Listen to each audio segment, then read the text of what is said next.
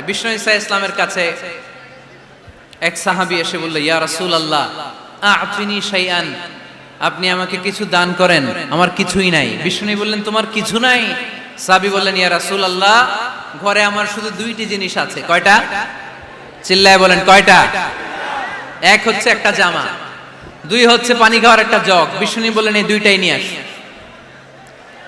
বিশ্বনবীর কথা শুনে ওই সাহাবী ঘর থেকে জামা নিয়ে আসলেন, পানি খাওয়ার জগ নিয়ে আসলেন। বিশ্বনবী সাল্লাল্লাহু আলাইহি ওয়াসাল্লাম ওনার মোবারক হাত দিয়ে এক হাতে জামা ধরে আরেক হাতে পানির জগটা ধরে সাহাবীদের দিকে উদ্দেশ্য করে বললেন, মাইয়াশতারি হাদাইন, এই দুইটা জিনিস কেনার মতো কে কে আছে দেখি? কয়েকজন হাত তুললো। বিশ্বনবী বললেন, কত দিয়ে কিনবা? এক সাহাবী বলে, ইন্নী আশতারিহিমা বিদিরহাম, ও নবী যদিও এগুলো আমার দরকার নাই, কিন্তু আপনি যেহেতু নিলামে ডাক তুলেছেন, ইয়া রাসূলুল্লাহ ইয়া হাবিবাল্লাহ, আপনার সম্মানে আমি 1 দিরহাম দিয়ে দুইটা জিনিস কিনে নেব। 1 দিরহাম, একটা জামা, একটা পানি খাওয়ার জগ, দাম কত? 1 দিরহাম। বিশ্বনবী বললেন, না না, 1 দিরহাম তো অনেক কম হয়ে যায়, মাইয়াজিদু আলা যালিক, এর চেয়ে বেশি দামে কে কিনবা? আরেক সাহাবী হাত তুলে বলতে লাগলো, ইয়া রাসূলুল্লাহ ইয়া হাবিবাল্লাহ ওয়া ইন্নী আশতারিহিমা বিদিরহামাইন, আমি এই জামাটার পানি খাওয়ার জগটা 1 দিরহাম নয় 2 দিরহামের বিনিময়ে কিনতে চাই। বিষ্ণু ঈসা ইসলাম ওই সাহাবাকে দিয়ে দিলেন।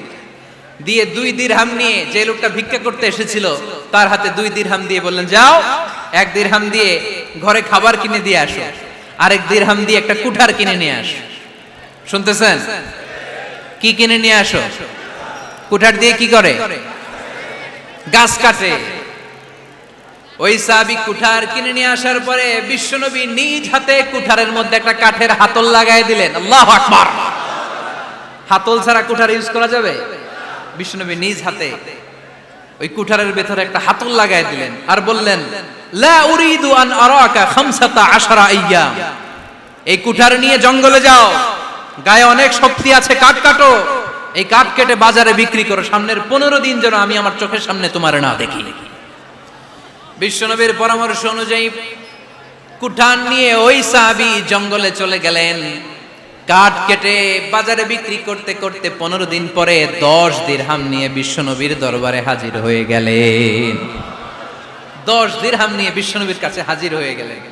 সাহাবী এসে বলল, ইয়া রাসূলুল্লাহ এখন আর আমার ভিক্ষা করা লাগে না, আমার গায়ে অনেক শক্তি আল্লাহ দিয়েছে, আই এম ভেরি এনার্জেটিক, আপনার দেয়া বরকতের কুঠার দিয়ে আমি কাঠ কেটে কেটে স্বাবলম্বী হতে শুরু করেছি। সুবহানাল্লাহ পড়েন।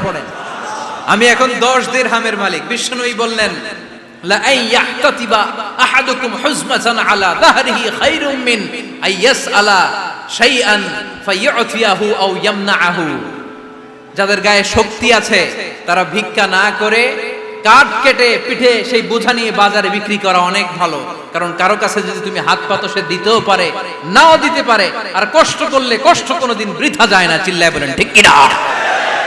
বিষ্ণু ঈসা ইসলামের অনুপ্রেরণায় এই সাহাবা অল্প কিছুদিনের ব্যবধানে স্বাবলম্বী হয়ে গেলেন। What is the moral of the story? বিশ্বনবীর এই প্রফেটিক স্টোরি থেকে আমাদের কি শিক্ষা?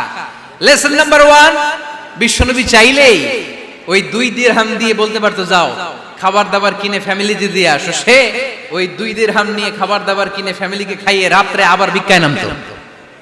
কথা কন, রাত্রে কি করতো? ভিক্ষায় নামতো। বিষ্ণু ঈসা ইসলাম তাকে কাজ করে খাওয়ার জন্য উৎসাহ দিলেন। পাশাপাশি বিষ্ণু ঈসা ইসলাম পার্মানেন্ট সলিউশন দিলেন। এজন্য পার্মানেন্ট সলিউশনের ব্যবস্থা করতে হবে। অনেকে আমরা যাকাত দেই, যাকাতের শাড়ি দেই, যাকাতের লুঙ্গি দেই, আছে না নাই? লক্ষ্মীপুরে এরকম দেয় নাকি? কি দেয়? হ্যাঁ, গাড়ি, গাড়ি দেয়, শাড়ি না। যাকাতের শাড়ি, যাকাতের লুঙ্গি বলতে কোনো কথা ইসলামে নাই। এগুলো খুব কম দামি শাড়ি, যাদেরকে এগুলো দেয়া হয় তাদেরকে অপমান করা হয়, ঠিক কিনা? আল্লাহ বলেছেন, ওয়ালাকাদ কাররামনা বানি আদম, I have dignified the status of the sons of Adam, আমি আদমের সব সন্তানদেরকে সম্মানিত করেছি। সুবহানাল্লাহ পড়েন। আপনাদের চেয়ে সম্মানিত কেউ আছে? মানুষের চেয়ে সম্মানিত গোটা বিশ্বে আর কোনো মাখলুকাত আছে নাই। এজন্য যাকাতের শাড়ি দেয়া যাবে না, যাকাতের লুঙ্গি দেয়া যাবে না। যাকাতের শাড়ি আপনারা দেখছেন, এটারে একবার ধোয়ার পরে দ্বিতীয়বার পরা যায় না। মশারি কি পাতলা, এর চেয়েও পাতলা। এই জন্য যাকাতের শাড়ি, যাকাতের লুঙ্গি বলতে ইসলামে কোনো পরিভাষা নাই। আপনাকে স্বাবলম্বী করে দেওয়ার চেষ্টা করতে হবে। যারা লক্ষ্মীপুর জেলায় বিজনেস ম্যাগনেট আছেন, তারা একসাথে হয়ে একটা স্ট্রং যাকাত ম্যানেজমেন্ট প্ল্যাটফর্ম করতে পারেন, যেখান থেকে আপনারা বিভিন্ন থানায়, বিভিন্ন গ্রামে বাছাই করে করে কিছু ভাইদেরকে যাকাত দিতে পারেন স্বাবলম্বী করার উদ্দেশ্যে। যেই ফ্যামিলিকে আছে, কি নাম এটা, পল্লী উন্নয়ন ক্লাব,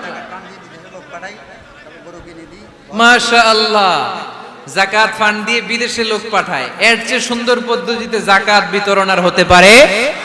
যেই লোকটাকে, যেই ছেলেটাকে বিদেশে পাঠানো হয়েছে, ওই ফ্যামিলিটা আর কোনোদিন যাকাতের শাড়ি নেওয়ার জন্য লাইনে দাঁড়াবে?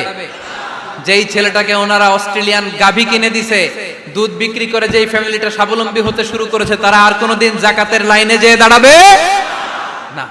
এজন্য যাকাত দিতে হবে স্বাবলম্বী করার জন্য। ইসলাম আমাদেরকে এটাই শিখিয়েছে, কাজ করে খেতে হবে।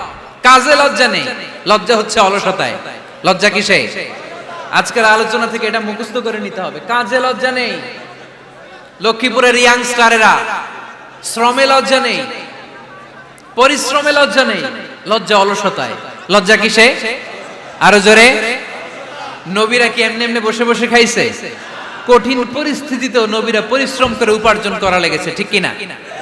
সাইয়েদনা মারিয়াম আলাইহিস সালাম, যার নামে আল্লাহ তাআলা কোরআনে একটা সূরা দিলেন, উনি পৃথিবীতে এমন একজন মহিয়সী নারী, যেই নারীর গর্ভে, যেই নারীর পেটের ভেতরে স্বামীর স্পর্শ ছাড়া সন্তান দিয়েছে কে? সাইয়েদনা ঈসা আলাইহিস সালাম পেটে আসলেন। মারিয়াম আলাইহিস সালাম লজ্জা পেলেন। হায় হায়, কেমন করে এলাকাবাসীদের কাছে আমি আমার মুখ দেখাবো? বিয়ে করি নাই, স্বামী নাই, বিয়ে হয় নাই, স্বামী নাই, কিন্তু পেটে সন্তান চলে এসেছে। হায় হায়, এলাকায় কেমনে মুখ দেখাবো? লজ্জায় পড়ে মারিয়াম আলাইহিস সালাম এলাকা থেকে চলে গেলেন। কি অবাক করা কাণ্ড! বাচ্চা ভূমিষ্ঠ হওয়ার জন্য, বড় হওয়ার জন্য 6 মাস 7 মাস লাগে নাই, পেটে বাচ্চা আসার সাথে সাথে বাচ্চাটারে বড় করে দিয়েছে কে? সাইয়েদাতুনা মারিয়াম আলাইহিস সালাম এবার বসে পড়লেন, বুঝতে আরম্ভ করলেন প্রেগন্যান্সির পেইন উঠেছে। হঠাৎ করে পেট থেকে বাচ্চা ভূমিষ্ঠ হয়ে যাওয়ার পরে উনি কাঁপতে আরম্ভ করলেন। ক্ষুধার চোটে খাবার কিছু নাই, সামনে ঝর্ণা, উপরে একটা খেজুর গাছ। সাইয়েদনা ঈসা আলাইহিস সালামকে কোলে নিয়ে মারিয়াম আলাইহিস সালাম মনে মনে ভাবে, হায় রে, কেউ যদি একটু খেজুর পেড়ে দিত, এই ক্ষুধার মুহূর্তে আমি খেজুর খেয়ে পেটের ক্ষুধা নিবারণ করতাম। রব্বুল আলামিন মারিয়ামকে উদ্দেশ্য করে আয়াত নাজিল করে দিলেন, ওয়া হুজ্জি ইলাইকি বিজিযিন নাখলাতি তুসাকিত আলাইকি রতবান জানিয়া। কোরআন সাক্ষী, হুজ্জি ইলাইকি বিজিযিন নাখলা, এর মানে হচ্ছে মারিয়াম, কেউ পেড়ে দিবে না, একটু কষ্ট করে হাতটা উঁচু করে খেজুরের ডালা ধরে ঝাঁকুনি মারো, টসটসে কাঁচা পাকা খেজুর নিচের দিকে পড়বে, তারপর তুমি তুলে খাবে। সুবহানাল্লাহ পড়েন। আল্লাহ চাইলে অটোমেটিক্যালি কারামাত হিসেবে খেজুরগুলো নিচে ফেলতে পারতেন না? কথা কোন? খেজুরগুলো অটোমেটিক্যালি নিচের দিকে পড়ছে? পড়ে নাই। আল্লাহ শিক্ষা দিয়েছে, যেই পরিস্থিতিতে থাকো না কেন, তোমাকে শ্রম ব্যয় করে, কষ্ট করে তোমার উপার্জন করতে হবে, রিজিকের বন্দোবস্ত করতে হবে। চিল্লায় বলেন ঠিক কিনা?